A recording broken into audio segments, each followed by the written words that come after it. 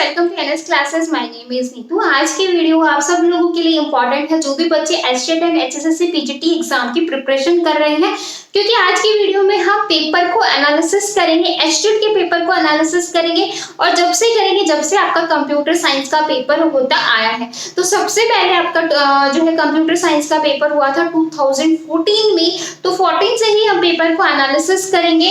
तो आज की वीडियो में हम 14, 15, 16, 17 और 19 के पेपर को एनालिसिस करने वाले हैं। 1, 2, 3, 4 और 5 टोटल 5 पेपर को एनालिसिस करेंगे और ये जानेंगे कि कौन से सब्जेक्ट में से जो है हर बार क्वेश्चन जो है आते हैं, मतलब ऐसा कौन सा सब्जेक्ट है जो आप बिल्कुल भी नहीं छोड़ सकते हो, या कौन कौन से ऐसे सब्जेक्ट्स हैं जो बिल्कुल इंपॉर्टेंट है जिसको आप चाहकर भी नेग्लेक्ट नहीं कर सकते।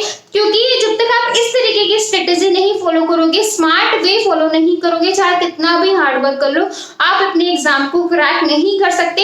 हार्ड वर्क के साथ साथ आपको स्मार्ट वर्क करना है। क्यों? क्योंकि आपके एग्जाम में अभी 2 महीने भी नहीं बचे हैं।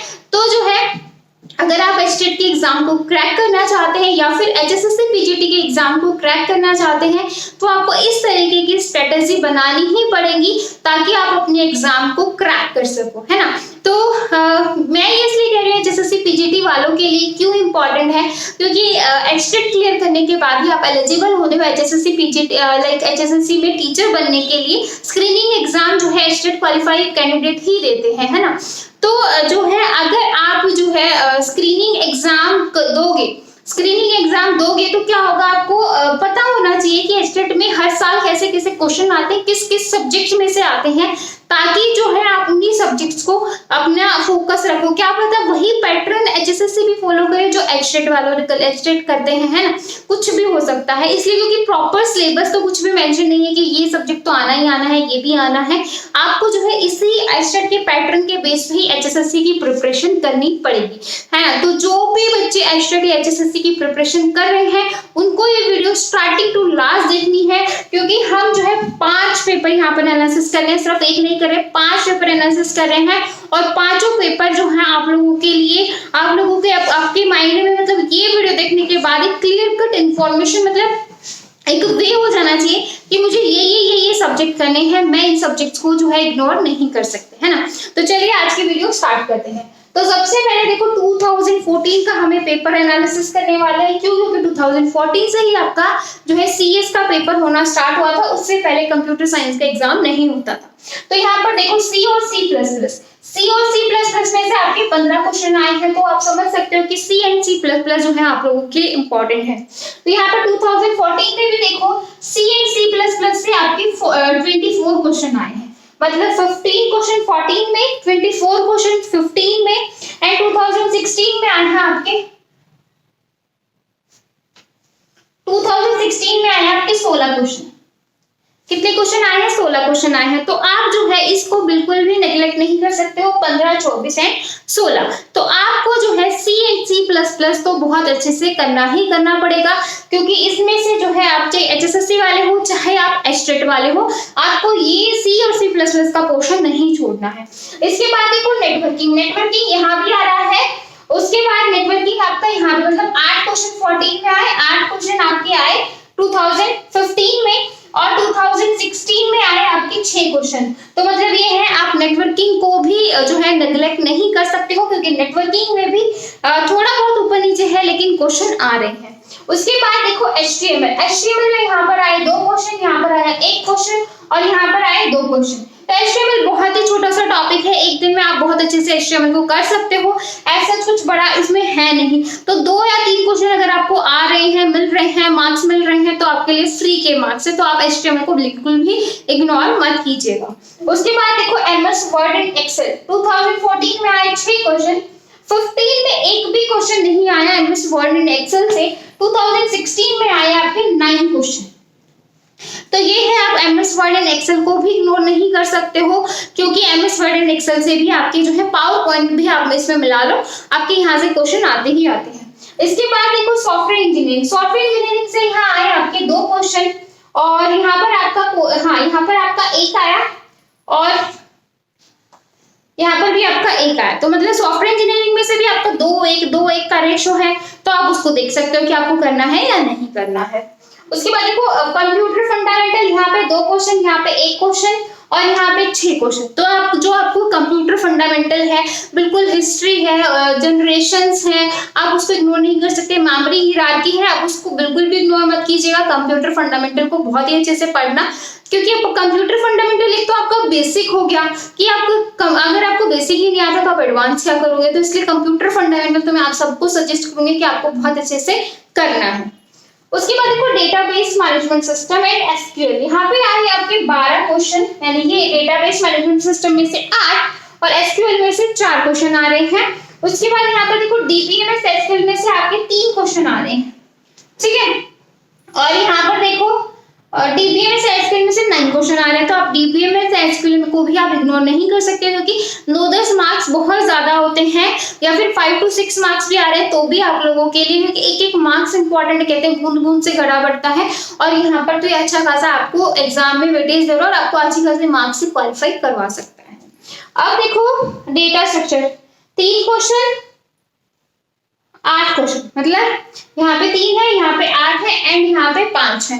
तो डेटा स्ट्रक्चर को भी आप इग्नोर नहीं कर सकते, क्योंकि ये भी आपके एग्जाम में 4 to 5 मार्क्स का वेटेज रखेगा ही रखेगा, अगर हम इसको एज अ बैलेंस करके भी देखें सारे पेपर्स को। अब उसके बाद देखो डिजिटल 3 मार्क्स एंड यहाँ पर डिजिटल जो है आपका 2 मार्क्स। तो डिजिटल भी आपका 2-3 मार्क्स में है। बाकी 2017 और 19 में भी देखेंगे कि वो कितने मार्क्स का वेटेज रख रहा है। तो यहाँ से आपको एक क्लियर कट इंफॉर्मेशन हुई होगी। अब देखो यहाँ पर कंपाइलर ऐड हो गया है और कंप्यूटर आर्किटेक्चर ऐड हो गया है।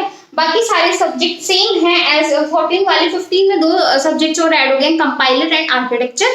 तो यहाँ पर आपको ये भी करना है। और यहाँ पर आपको कंपाइलर एंड आर्किटेक्चर में से 16 में अगेन कोई क्वेश्चन नहीं आया है।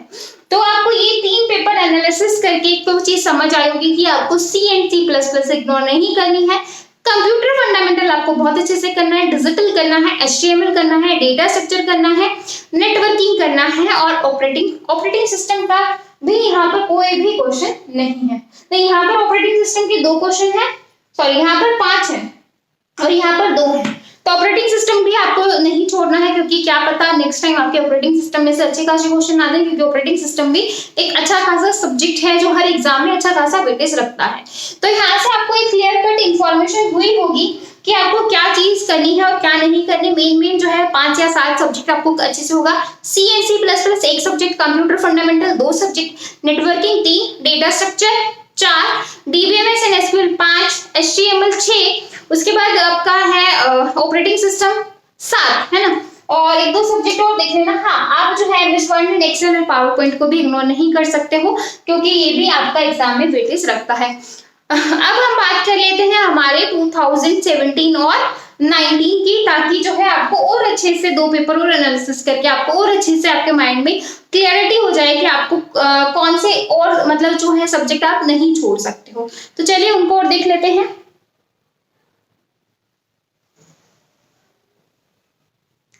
2017-19 का देखो, और यहाँ पे मैंने इंपॉर्टेंट सब्जेक्ट मेंशन किए हैं जो आपको बिल्कुल भी इग्नोर नहीं करने हैं। तो 2017 में देखो C++ देखते हैं, वहां पर था 15, 24, 16, यहाँ पर देखो 8 और यहाँ पर देखो 6। तो यहाँ पर देखो C और C++ को आप इग्नोर नहीं कर सकते, क्योंकि C++ में से काफी अच्छा वेटेज है, तो आप एवरेज जो है 10 मार्क्स मान सकते हो। उसके बाद देखो ऑपरेटिंग सिस्टम, यहाँ पे 6 क्वेश्चन आ रहे हैं, डेटाबेस में से, डीबीएमएस में से 5, डिजिटल में से 4 और यहाँ पर आपका TOC ऐड हो गया है। तो जैसा कि मैंने कहा था कि HSSC जो है इस HTET के पैटर्न को फॉलो कर सकता है। तो लास्ट ईयर HSSC में भी जो है DOC में से क्वेश्चन आए थे, डिस्क्रीट मैथ में से क्वेश्चन आए थे। तो जो है आप इस चीज को यहाँ पर इग्नोर नहीं कर सकते, और TOC को भी आपको थोड़ा बहुत करना पड़ेगा। बाकी TOC जो है बाकी कहीं पर भी रिपीट नहीं होगी, 19 में भी नहीं आए हैं, तो आप उसको इग्नोर भी कर सकते हो HTET में, क्योंकि तो इतना ज्यादा आपके पास टाइम नहीं कि आप हर सब्जेक्ट को बहुत अच्छे से गो थ्रू करो। अब यहाँ पर देखो digital 4, OS 5 operating system, algorithm में से 1 है, उसके बाद सॉफ्टवेयर इंजीनियरिंग में से 3 क्वेश्चन है, और यहाँ पर नेटवर्किंग में से 7 है, डिस्क्रीट मैथ में से यहाँ पर 2 क्वेश्चन आए हैं, कंप्यूटर फंडामेंटल में से यहाँ 2 क्वेश्चन है, और जावा में से आपके 3 क्वेश्चन आए हैं। Then MS Word, Excel and PowerPoint में से आपके 6 क्वेश्चन है और यहाँ पर 19 में है आपके 11 क्वेश्चन। तो MS Word, Excel and PowerPoint को भी आप इग्नोर नहीं कर सकते हो क्योंकि आपका इंपॉर्टेंट है एग्जाम के पॉइंट ऑफ व्यू से, तो आपको ये करना ही करना पड़ेगा। HTML में से यहाँ 4 क्वेश्चन आए और HTML में से यहाँ 6 क्वेश्चन आए हैं। तो आप देख सकते हो HTML का जो रेशियो है वो बढ़ता ही जा रहा है एज कम्पेयर टू एग्जाम। मतलब जैसे जैसे एग्जाम का साल बढ़ रहा है आपका HTML में से क्वेश्चन पूछने का जो क्वेश्चन का जो टोटल क्वांटिटी है वो भी बढ़ती जा रही है ना। मतलब पहले 1 था, फिर 2 था, फिर 2 था, फिर अब यहाँ पे 4 है, यहाँ पर 6 है। अब देखो आर्किटेक्चर आपका 1 है तो आर्किटेक्चर को आपको करने की जरूरत नहीं है। एसक्यूएल भी आपका यहाँ पर 1 है, तो एसक्यूएल डीबीएमएस को आप इग्नोर नहीं कर सकते हो, डेटा स्ट्रक्चर को नहीं कर सकते हो, कंप्यूटर फंडामेंटल को नहीं कर सकते हो, C++ को नहीं कर सकते हो, पावर पॉइंट, एक्सेल और वर्ड को भी नहीं कर सकते हो। उसके बाद देखो यहाँ पर भी देखो सेम चीजें हैं, वही है, बस थोड़ा बहुत ऊपर नीचे जा रहा है। कहीं कोई सा सब्जेक्ट ज्यादा बाजी मारा है तो कहीं कोई से सब्जेक्ट में को ज्यादा हो रहा है। तो आप यहाँ से आपको एक अच्छे से क्लियर कट इंफॉर्मेशन आपके माइंड में हो गई होगी कि कौन सा सब्जेक्ट यहाँ पर गए। तो इंपॉर्टेंट सब्जेक्ट मैंने यहाँ पर मेंशन किए हैं। C और C++ कॉपी में नोट डाउन कर लेना ताकि जब आप पढ़ने लगो तो आपको ये सब्जेक्ट नहीं छोड़ने हैं। 1 2 3 4 5 6 7 8 9 सब्जेक्ट है। C++, fundamental of computer, digital, DBMS और एसक्यूएल, डेटा स्ट्रक्चर और algorithm, operating system, MS Word, Excel and PowerPoint, HTML and networking. तो ये सब्जेक्ट आप बिल्कुल भी नहीं छोड़ सकते हो, गलती से भी नहीं छोड़ना है क्योंकि 60 में से आपका टारगेट होना चाहिए एटलीस्ट 50 मार्क्स में यहाँ से कवर करूँ। अगर आप 50 मार्क्स कंप्यूटर साइंस में कवर अप कर जाते हो तो पार्ट 1 मुझे नहीं लगता कि आपको करने की भी जरूरत है क्योंकि 90 में से 90 मार्क्स का आपका पार्ट 1 होगा और 60 मार्क्स का आपका पार्ट 2 होगा। तो उसको जो है आप आराम से कर सकते हो। 50 मार्क्स की हिंदी आएगी, 15 मार्क्स की इंग्लिश आएगी और 10 मार्क्स का आपका GS मैथ्स और हरियाणा जी की आएगी और मैथ्स आएगा, रीजनिंग आएगी और आपका चाइल्ड डेवलपमेंट या पेडागोगी है ना। तो उसको जो है आप अच्छे से कर सकते हो, नेगेटिव मार्किंग भी नहीं है। तो आप 40 या 40 to 50 मार्क्स पार्ट 1 में कवर कर सकते हो और जो आपका सब्जेक्ट है वहां पर भी आप 50 तक का स्कोर 50 एटलीस्ट आपको करना ही करना है और इतना आप लेके आ सकते हो। कोई बड़ी बात नहीं है कि 60 में से 50 मार्क्स को लेके आना क्योंकि नेगेटिव मार्किंग भी नहीं है और आप ये सब्जेक्ट अच्छे से करके जाओगे तो आप आराम से जो है एचटेट के एग्जाम को क्रैक कर पाओगे फर्स्ट अटैम्प्ट में ही। तो आपको पूरा जो सिनेरियो है एचटेट के एग्जाम के पेपर का एनालिसिस का वो क्लियर हुआ होगा। बहुत मेहनत से मैंने आप लोगों के लिए तैयार किया है। आई होप आपको अच्छा लगा होगा और हाँ प्लीज डिसलाइक करने से पहले बताना कि क्या क्यों कर रहे हो है क्योंकि बहुत मतलब बहुत फील होता है कि इतनी मेहनत करने के बाद भी आप ऐसे कुछ कर देते हो। तो आई होप आपको पूरा जो है एचएसएससी हो या एचटेट के बच्चे हो सबको ये वीडियो देखनी है क्योंकि सबके लिए इंपॉर्टेंट है। फिर भी आप लोगों को कोई डाउट है तो मैं बार बार कहती हूँ कमेंट सेक्शन आप लोगों के लिए हाजिर है एंड आप मुझे टेलीग्राम ग्रुप पे ज्वाइन कर सकते हो ताकि जो है आप अपने डाउट्स को वहां पर भी पूछ सको। आई होप आपको आज की वीडियो अच्छी लगी होगी, लगी है तो प्लीज चैनल को लाइक और सब्सक्राइब करना बिल्कुल मत भूलेगा। और कोई भी बच्चा मतलब वीडियो इतनी देख लेते हैं पर लाइक नहीं करते, भाई लाइक कर दिया करो, लाइक करने में क्या जाता है, मुझे बहुत खुशी मिलती है। कमेंट करके बता दिया करो अच्छा है बुरा है जैसा भी है बता दिया, ठीक है। तो फिर मिलेंगे ऐसी ही नई वीडियो के साथ, तब तक के लिए बाय एंड थैंक यू।